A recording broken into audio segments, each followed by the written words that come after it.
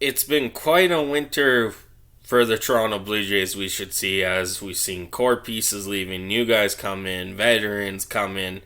A really different outlook than what the Jays did in the 2022 season, where they did acquire Kevin Gausman and Kikuchi, in that they went a totally different way this offseason. But hey, this is Gillis TV here on Clemhawks. Welcome to the channel.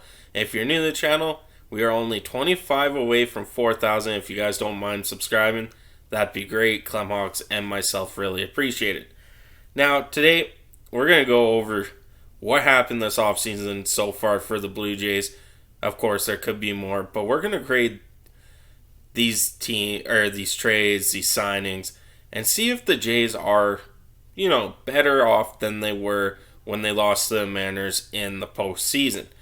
Now, just over a month after Seattle booted Toronto from the playoffs, the Jays did a deal with the enemy, sending Teoscar Hernandez, a long-tenured fan favorite, to the M's for prospect Mako and late-inning reliever Swanson.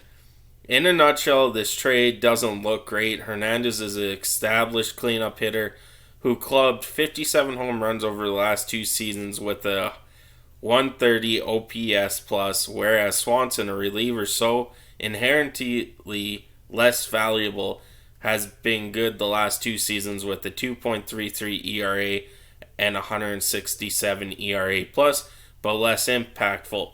This trade was a flop for the Jays if they didn't replace Hernandez's production in the outfield, since Toronto added more offense later. Yahoo Sports has given this trade a B. I'm going to give this trade a B-. Like it said, we lost on Teoscar Hernandez, who, arguably is that cleanup hitter who we got for relatively no one. I think it was Sanchez and Biggio possibly was the pieces going that way. I can't remember. It's been so long. But I'm going to go with B- because, yes, Varsho has kind of, upped that production a little bit. But can he be a cleanup hitter? And was it just kind of a few lucky years? With the walls moving in Toronto, it could be different, and we could see Vladdy hit more home runs, of course, too.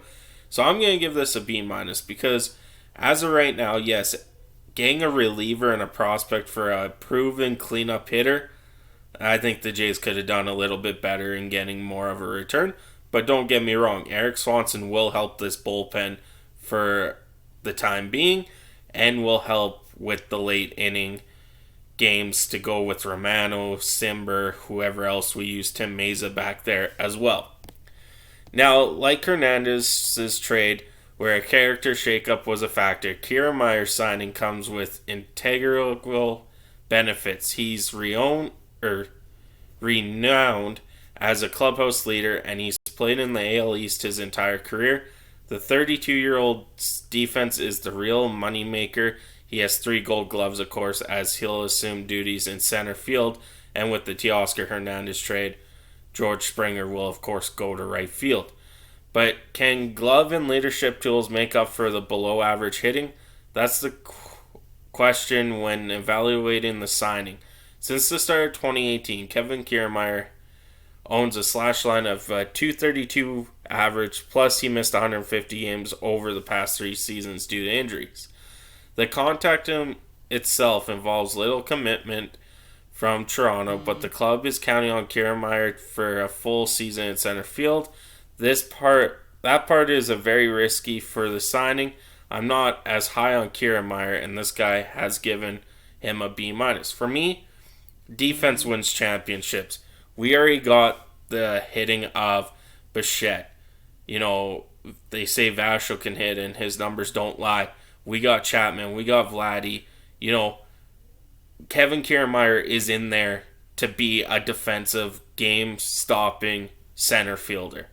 Who could get to the gaps, stop the runs per average, be up there. That is what Kevin Kiermaier is for this Blue Jays team. He is kind of like the Bradley Jr., Jackie Bradley Jr., when the Jays picked him up last season. He was that kind of guy who, you're going in the late innings, stop them from scoring, you're playing center field, or a Ramel Tapia, who actually turned out to be a pretty decent hitter for the Toronto Blue Jays throughout the season. So they gave this a B minus. I'm gonna give this, a B plus. Yes, Kiermaier is a bit older. His hitting side is down, but championship teams have those defending guys who will get the outs when needed and, be that defensive guy. And that's what the Jays kind of were missing in the lineup last year until Jackie Bradley Jr. got here, where it was, go out, play your game, but play defensively, and the errors kind of cost the Jays a few games last year. So I'll give that a B plus on the Jays team. With Ross Stripling's departure and Kikuchi's inconsistency, the Blue Jays desperately needed another starting pitcher. Bessette was a perfect fit. The 33-year-old inked a 3-year deal, not too hefty of a commitment with the Jays, bringing boatloads of experience to Toronto's rotation. Bessette is wickedly consistent, pitching to a 3.31 ERA over the past 4 seasons. He's also a strong-willed veteran who knows how to get hitters out and won't require full operational rebuild like Kikuchi or consistent mechanical tweaking like Jose Barrios. The Bessette signing was easily the best move the Jays made this offseason. Yahoo Sports gave this signing an A. I'm agreeing with that. We needed another pitcher. Seeing what the other teams were doing in the AL East, you needed to add another pitcher. You look at the Dodgers, when they win World Series, it's because they have really good starting pitching. The Astros had good starting pitching too. Some were surprising, but having Bessette, Barrios, Gausman, and Manoah as your starting 4, a lot of teams can't compare for that, and this signing is great. That's going to help the Jays throughout the next 3 seasons of having all these guys here.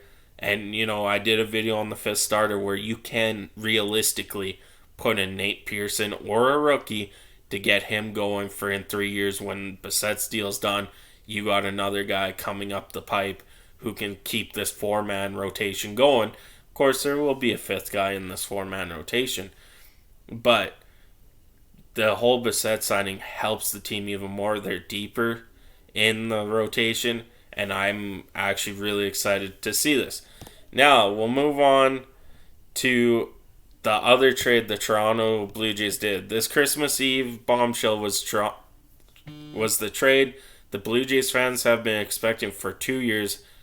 At long last, Toronto dealt Gabriel Moreno, one of its 3 major league ready catchers and left-handed hitter, and another long-standing need, in Lourdes Gurriel.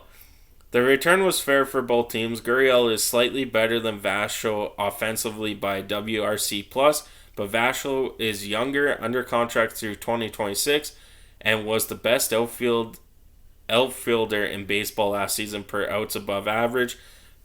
Varsho, 26, is built like Mike Trout and plays the game-changing intensity.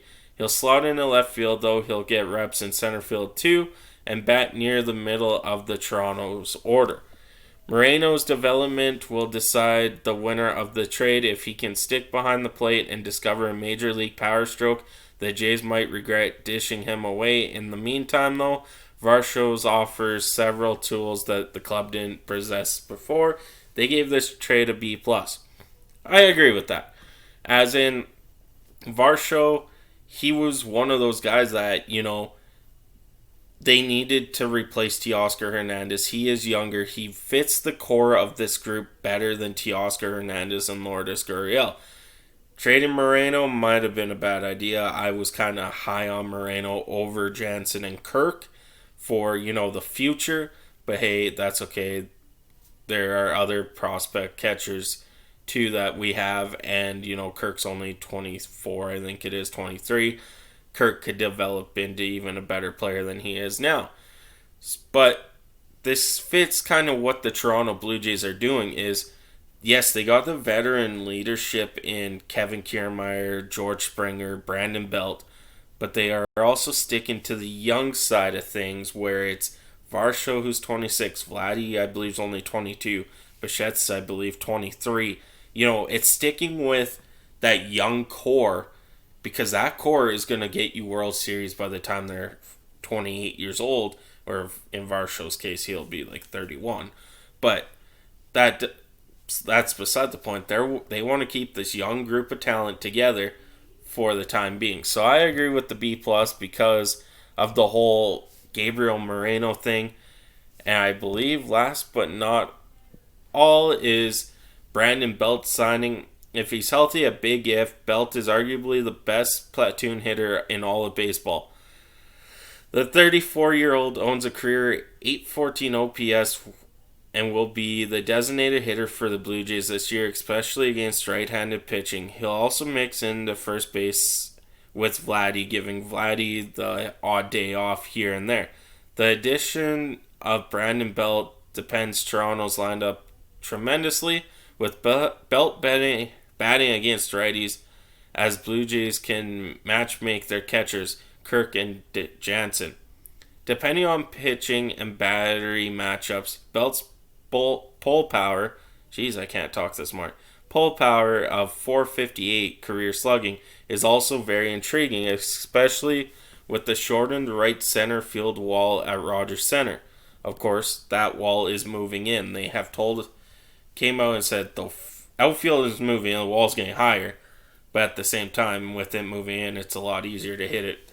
Like Vladdy, if Vladdy gets a hold of one or Belt and it's high up there, it will go over still. So that's good to know. This was a stellar signing by the Jays. They gave a A plus. I give it an A or a minus. Sorry, is what they gave. I agree with that. Belt is a platoon, another lefty in the batting order who can help us better than what the lefties we had last year in Jackie Bradley Jr. Jeez, 12 minutes video really messes you up. Overall grade they gave for the Toronto Blue Jays so far this season is a B plus. I'm gonna give it an A. They fixed what they needed to. They got younger. They did also add veteran leadership in.